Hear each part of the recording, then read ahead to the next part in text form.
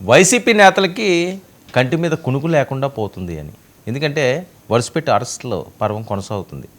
ఇప్పటివరకు కూడా ఆ రెడ్ బుక్ రాజ్యాంగం అనుకున్నారో లేకపోతే ఇంకో బుక్ రాజ్యాంగం అనుకున్నారో ఏమైతే అవనియండి, కానీ ఏడాది పాటు పెద్దగా అరెస్టులు లేకపోవడంతో ఊపిరి పీల్చుకున్నారు. ఏడాది అయిపోయింది కదా, చేసేలా ఉంటే ఎప్పుడో చేసేద్దరు, ఇప్పుడు ఎందుకు చేస్తారులే అని చాలా ధీమా పడ్డారు. కానీ ఏడాది దాటిన మరుక్షణం నుంచి స్టార్ట్ చేశారు. చివరెడ్డిని చూస్తున్నాం, చాలా ఆవేదన వ్యక్తం చేస్తున్నాడు. ఆయన తప్పుడు కేసులు పెట్టేవంటున్నారు. సరే, న్యాయస్థానాలు ఉన్నాయి, చట్టం తన పని తాను చేసుకుపోతుంది అనే నినాదం గతంలో అన్నారు. మాకేంటి అవసరం ఎవరి మీదన్నా పెట్టడానికి. ఈరోజు జగన్మోహన్ రెడ్డి గారు పల్నాడు వెళ్ళింది కూడా ఆయన ఎంత ఫైర్గా వెళ్ళారు. ఆ కాన్వాయ్లు అవి ఇవి మా వాళ్ళు వేస్తారు, ఆ విజువల్స్ అవి కూడా. కాన్వాయ్లు అవి కూడా విపరీతంగా జనాలు తరలి వచ్చారు. సరే, ఏదో అక్కడ ఏదో అపశృతి జరిగిందంట, ఇద్దరు చనిపోయారట. సరే, విషాదకరమైన సంఘటనే, అలా జరగకూడదు. అయితే చెవిరెడ్డి భాస్కర్ రెడ్డి ఈరోజు చేస్తున్న కీలక వ్యాఖ్యలు. కావాలని నా మీద కక్ష సాధింపు చర్యలు చేపట్టారు, నన్ను అరెస్ట్ చేశారు, మీ అంతు తేలుస్తాను నేను వచ్చిన తర్వాత. మళ్ళీ అవే హెచ్చరికలు, మళ్ళీ అవే ఆందోళనలు. తప్పు చేశారా చెయ్యలేదా, వాస్తవాలు ఏంటి? సిట్టు దగ్గరికి వెళ్ళినప్పుడు సిట్టు అధికారులను భయపించి, పోలీసులను బెదిరించి, అధికారులు ఉన్నప్పుడు బెదిరించి, అధికారం పోయిన తర్వాత బెదిరించి, అసలు చాలా దారుణంగా ఉంది రాజకీయ నాయకుల పరిస్థితి. అప్పుడు ఆ పార్టీ అంతే, ఇప్పుడు ఈ పార్టీలు ఇంతే. అంటే వాళ్ళు ఎక్కువ వీళ్ళు తక్కువ, అదే మనం కొద్దిగా బేరీజ్ వేసుకోవాలంతే. వాళ్ళు ఇంకా ఎక్కువ చేశారు, వాళ్ళంతా చేయలేదు, తక్కువ చేశారని. కానీ ఎవ్వరు కూడా తగ్గట్లేదు. పోలీసులు, సిట్ అధికారులు, జర్నలిస్టులు, వాళ్ళు వీళ్ళు అని లేదు, ఇష్టం వచ్చినట్లుగా ఉంటారు. ఇక నోటీసులు ఇవ్వకుండానే నన్ను అరెస్ట్ చేశారు. ఈయన బాధ, ఎప్పుడు పిలిచినా విచారణకు వస్తానని చెప్పా, విచారణకు సహకరిస్తానని చెప్పినా బలవంతంగా అరెస్ట్ చేశారు. బెంగళూరులో ఆయన ఏదో పాపం ఎయిర్పోర్ట్లో ఎక్కడికో వేరే ప్రాంతానికి వెళ్తుంటే, వేరే దేశానికి వెళ్తుంటే మరి ఆయన అరెస్ట్ చేయడం తప్పని పాపం ఆయన ఫీల్ అవుతున్నాడు. ఎఫ్ఐఆర్ లేకుండా లుకౌట్ నోటీసులు ఎలా ఇచ్చారు, అక్రమ కేసులపై పోరాటం చేస్తా, మీ అంతు తెలుస్తా, నేను వస్తా. అదిగో అది ఒకసారి ప్లే చేయండి అమ్మా.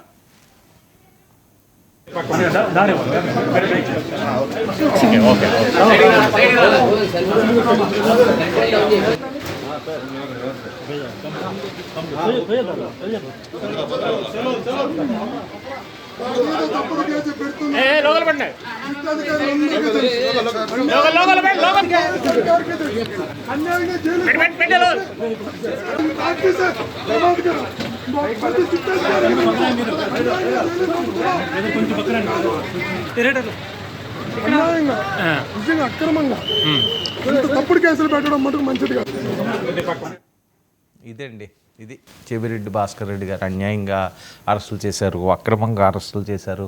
మరి వాళ్ళ దగ్గర ఎవిడెన్స్లు ఉన్నాయంటారు. వీళ్ళు ఎవరిని అరెస్ట్ చేసినా అన్యాయం అక్రమం అంటారు. అప్పుడు తెలుగుదేశం పార్టీలో తెలుగుదేశం శ్రేణులు కానీ లేకపోతే జనసేన వాళ్ళగా అరెస్ట్ చేసినప్పుడు అది సక్రమం, ఇది అక్రమం. అంటే ఎవరు అధికారంలో ఉంటే వాళ్ళు చేసిందంతా సక్రమాలు, ప్రతిపక్షంలో ఉన్న వాళ్ళందరూ కూడా అక్రమాలు. ఇదేమి వైఖరి? పల్నాడు విజువల్స్ ఉంటాయమ్మా, పల్నాడు విజువల్స్ జగన్మోహన్ రెడ్డి గారివి. ఈరోజు చూడండి ఎలా వెళ్తున్నాడు ఆయన, ఎలా అడవాడు చేస్తున్నారని. పోలీసుల పర్మిషన్ మేము ఎక్కువ మందికి ఇవ్వలేదు, ఓ 3-4 వెహికల్లో రండి, మేము తీసుకెళ్తాం, ఒక 100 మంది వరకు రండి, దుమ్మి అవుతుంది అన్నారు. కానీ మరి జగన్మోహన్ రెడ్డి గారు వచ్చారంటే మాస్ ఫాలోయింగ్ చాలా ఎక్కువ ఉంటుంది కదా, మళ్ళీ తండోపతండాలుగా తరలి వచ్చేసారని. తరలించారు బల ప్రదర్శన చేయడానికి అని చెప్పి వీళ్ళు మాట్లాడతారు, మాకు అవసరం ఏమున్నదని వాళ్ళు మాట్లాడతారు. ఏదైతే అవనియండి, ఇద్దరు చనిపోయారు. ఒక పరామర్శకి వెళ్తే ఇద్దరు చనిపోయారు. దీని మీద కూడా మళ్ళీ రాజకీయ రగడ. టూర్ పేరుతో ఇద్దరు బలి తీసుకున్నారని చెప్పి టీడీపీ అంటుంటే, ముందుగా హెచ్చరించినా వినిపించుకోలేదంటూ అంటున్నారు పోలీసులు. 100 మందికే పర్మిషన్ అని చెప్పినా ఇష్టారాజ్యంగా వాళ్ళు వచ్చేశారు. జగన్ కోసం స్వచ్ఛందంగా జనాలు తరలి వచ్చారని వీళ్ళు అంటారు. సరే, ఏదైతే అవనియండి, పోయిన ప్రాణాలు అయితే తిరిగి తీసుకురాలేం కదా. ఇలాంటి అంశాలలో కాస్త సంయమనం పాటించాల్సిన అవసరం ఉంది. చెవిరెడ్డి అరెస్టు ఒక పక్క, పల్నాడులో ప్రకంపనలు మరొక పక్క, ఎవరికి వారు ఏమన్నా తీరే అన్నట్లుగా సాగుతున్న ప్రక్రియ. మరి ఇది ఎటువైపు వెళ్తుందో, ఎక్కడికి వెళ్తుందో, ముఖ్యంగా హెచ్చరికలు చేయడం, మీ అంతు తేలుస్తాను వస్తే వాళ్ళంతూ తేలుస్తాను వస్తే. ఇదేమి వైఖరి, ఇదేమి తత్వం? ఒకసారి కాదు, 2 సార్లు కాదు, ఒక నాయకులు కాదు, వేరే నాయకులు కాదు. అసలు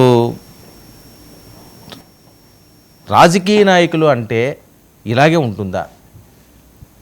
ఈ రకంగానే మాట్లాడితేనే రాజకీయాల్లో ఉండడానికి అర్హులా? ఇలా హెచ్చరిస్తేనే వాళ్ళు రాజకీయ నాయకులుగా గుర్తింపు వస్తుందా? వైఎస్ఆర్సీపీలో తప్పులు జరిగినాయి అన్నారు. ఎవరెవరు తప్పులు చేశారు, ఎంతంత తప్పులు చేశారు? పారదర్శకంగా జరుగుతుందా? కక్ష సాధింపు చర్యలు చేస్తున్నారా? వైసీపీ వాళ్ళు ఇబ్బంది పడుతున్నట్లుగా చాలా తప్పులు చేయలేదు, మేమేమి కూడా తప్పుడు కేసులు మా మీద పెడుతున్నారు, ఇబ్బంది పడుతున్నారంటే ఖచ్చితంగా ప్రజలు చూస్తూ ఉంటారు.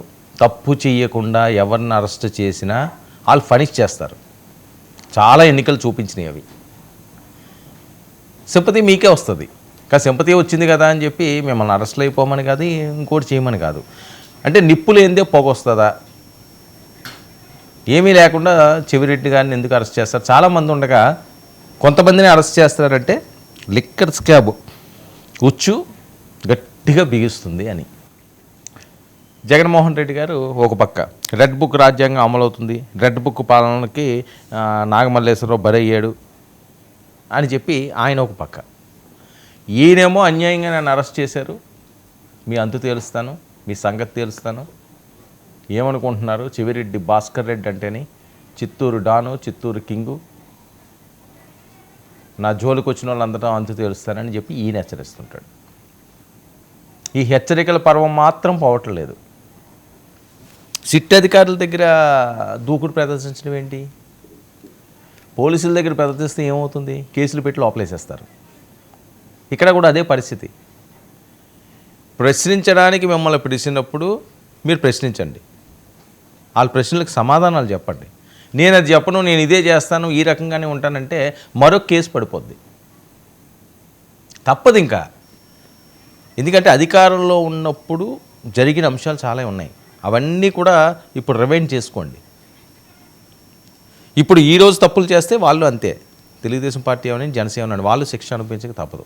మరి చెవిరెడ్డి వ్యాఖ్యలు ఈరోజు వైరల్ అవుతున్నాయి. ఈ హెచ్చరికలు ఏంట్రా బాబు అని చెప్పి మళ్ళీ ఫుల్గా ట్రోల్స్ చేసుకుంటున్నారు. మరి సిట్ అధికారుల మీద కూడా ఈయన తిరగబడ్డాడట, అందరినీ హెచ్చరిస్తున్నాడట. మరి దీని పర్యవసానాలు ఏ రకంగా ఉంటాయి? చెవిరెడ్డి కథ ముగుస్తుంది. ఇంకా కథలోకి ఎంటర్ అవ్వాల్సిన పాత్రలు చాలా ఉన్నాయి. ఆ పాత్రలు ఏంటి అన్నది బిక్కుమంటూ కూడా ఈరోజు వైసీపీ నేతలు ఉండే పరిస్థితి.